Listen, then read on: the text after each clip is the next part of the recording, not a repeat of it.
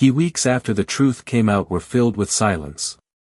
John moved through his days like a shadow, doing what had to be done but feeling as though his soul had been left behind somewhere in the past. Nights were the hardest. He would lie awake, listening to the ticking of the clock, while memories replayed in his mind, her smile, their laughter, the way he once believed nothing could break them.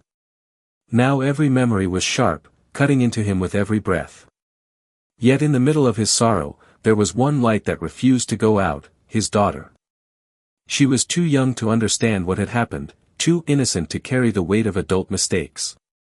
Every time she tugged at his sleeve, asking him to play, or looked up with wide eyes waiting for a bedtime story, John felt something stir inside him.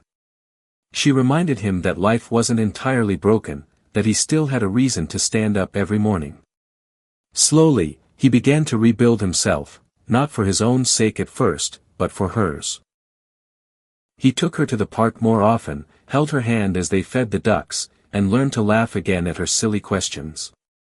Each smile of hers became a small victory over the emptiness inside him. Each hug was proof that love, real love, still existed. Over time, John realized something profound. Betrayal had taken away his marriage, but it hadn't taken away his ability to love, to care, to give. Pain had scarred him, but it also taught him strength he never knew he had. He discovered that family isn't always about two parents under one roof. Family is about the people who truly stay, who give you their honesty and their heart without conditions. There were still nights when the weight of loneliness pressed on him, when he missed what he once had. But he began to see that clinging to the past only deepened the wound. He started focusing on the present, on the laughter echoing in the kitchen as his daughter painted messy pictures, on the quiet evenings when they sat together on the couch, reading books or watching cartoons. Those moments, small and imperfect, became his new foundation. Forgiveness did not come easily.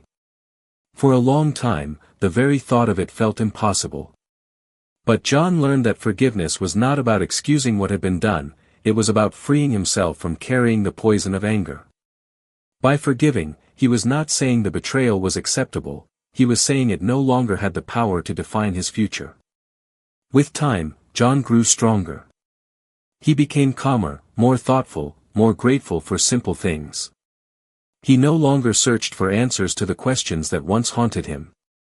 Instead, he accepted that life sometimes breaks in unexpected places, but even broken things can become beautiful again. Friends who once worried about him began to notice the change. He smiled more, carried himself with quiet confidence, and spoke with a new wisdom. When asked about his past, he no longer lowered his eyes in shame or bitterness. Instead, he would ask,